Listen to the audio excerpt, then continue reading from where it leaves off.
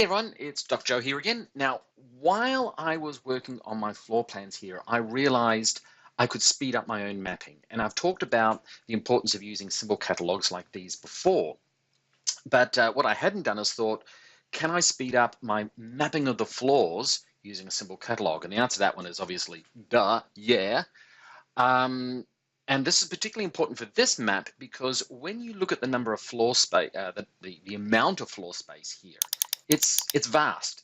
Even though in terms of the actual floors which are put through here are very, very widely spaced out in this ship, and I could probably have tripled the number of floors. Even with that, it's still a huge amount of floor space, just with a third of what I could have put in there.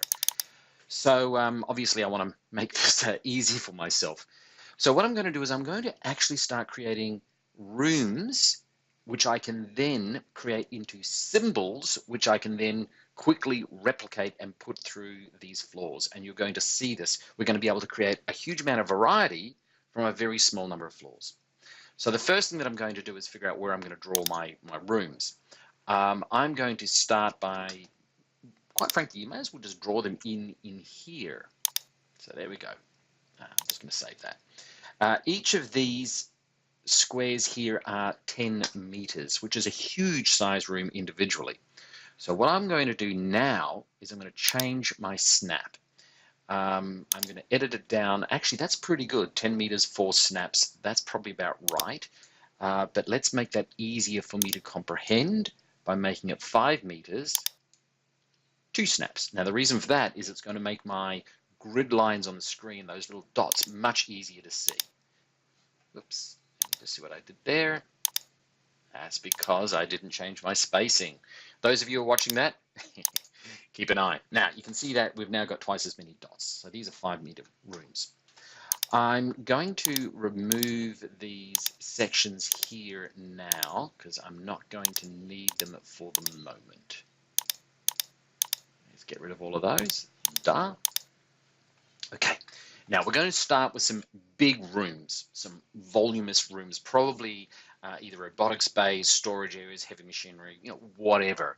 Now this red section on the outside here is the outermost ring for our station, and it has a gravity of 1.25 G.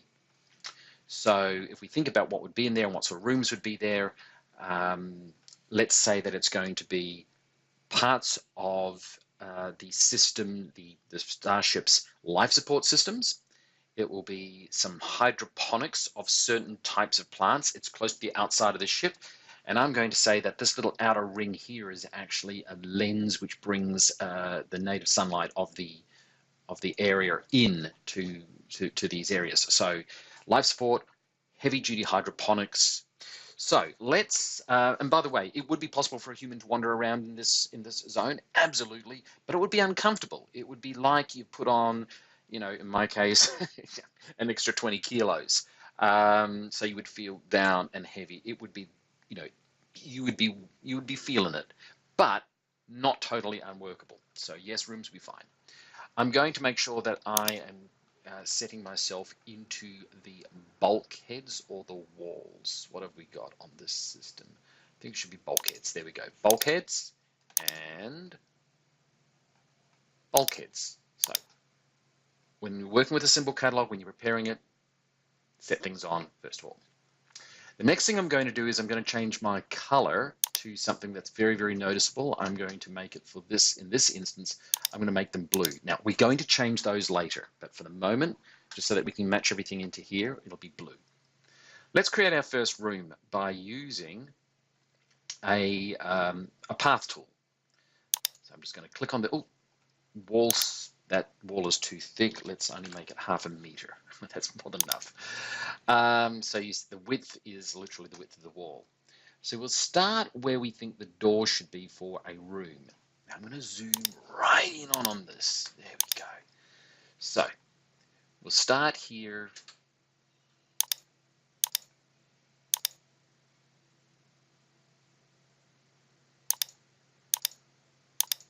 So there is a room with a 2.5 by 2.5 with a 5 meter entrance. So clearly that is a big sort of storeroom. And then I'm going to draw the back of this room area like so. Okay, and I might draw another section in there. Let's cut a piece of this wall out as well. So I'm going to use the break tool here. I'll select this, and I might only cut a smaller section of that wall like so. That is one complete room that we now have. Very large entrance, smaller back area. It's probably some sort of a workshop. Now, you look at that and you go, hey Joe, so what? You've just drawn a squiggle on the screen. Why is that important? That's important because we can now turn this design that we've got here into a symbol. And to do that, you come up here, the symbols menu. The first thing we're going to do is we're going to change this blue color into what we call a vary color. And that means that when we put these rooms down later, we can change their color very easily. So make vary color, select all that you've got here, and you can see it all turns purple. Right click, do it.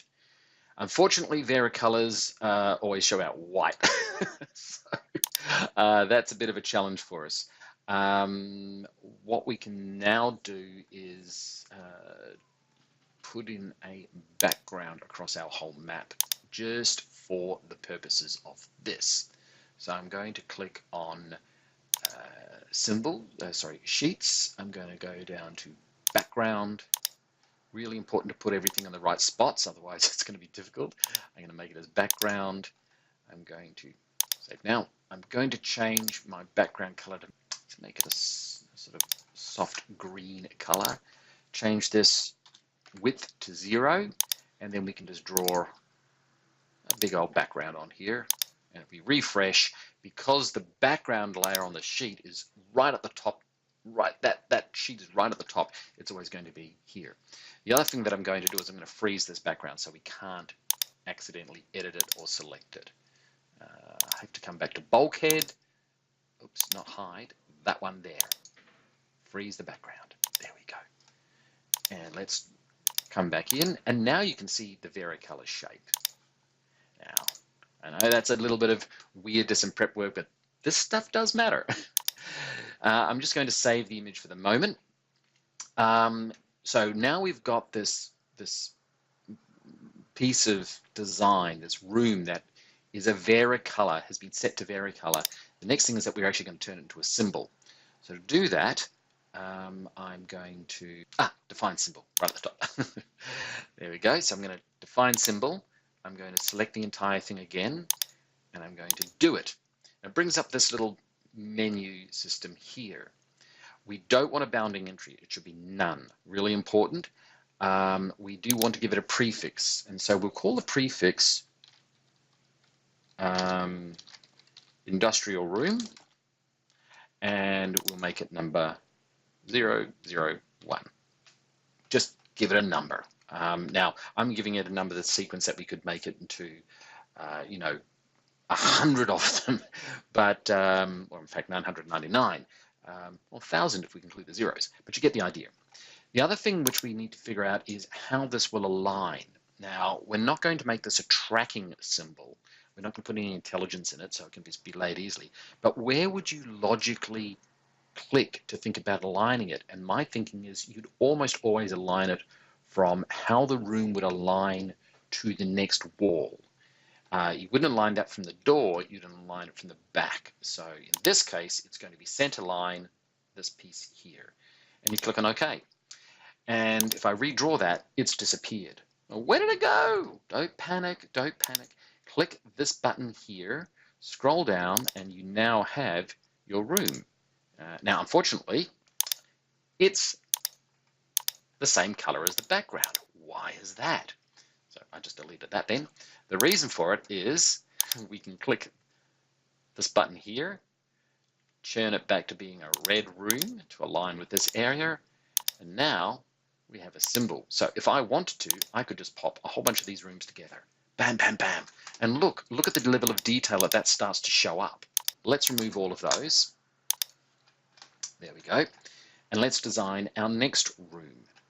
So again, set the width to 0.5. Go for a path. Oops, we better change this back to, say, blue so that we can see what we're working on. Path. Now we'll make this room a bit of an odd shape.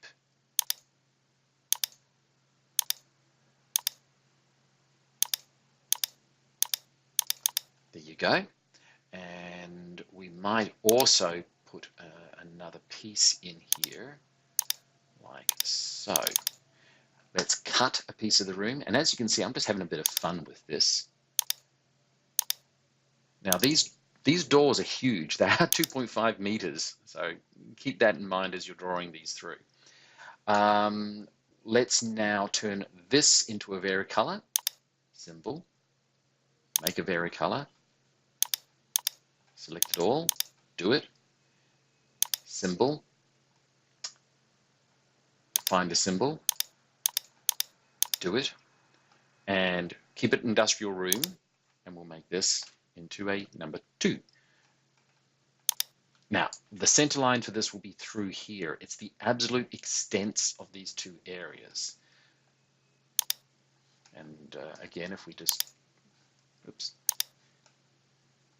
close that and refresh it, you'll now see that you've got a room down here as well. So we could actually start to put now multiple rooms next to each other, like so. And we could rotate this using the arrow keys to that.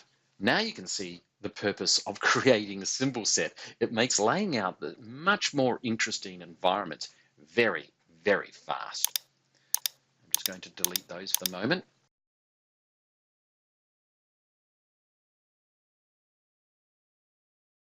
Define it as a symbol. And we will define it as, instead of industrial room, we'll make it HAB. 01. Now, the reason I'm using prefix this way is that if you create clusters of rooms with a similar prefix, then you can create catalogs as I've done here. You can see I've got catalogs of domes, and you can open them up and see them all. We'll get to that in a sec, but first of all, what I have to now do is make a lot of these different symbols. I'm not going to bore you with that, but you can now see how you can very quickly create symbols. Now, it's not the same thing as creating a symbol catalog. We're going to get to that in a very short time. But first of all, let me go and make a whole bunch of rooms. Then I'll show you how I put them down. And then I'll show you how I make a catalog out of them. So I'll be back in about half an hour.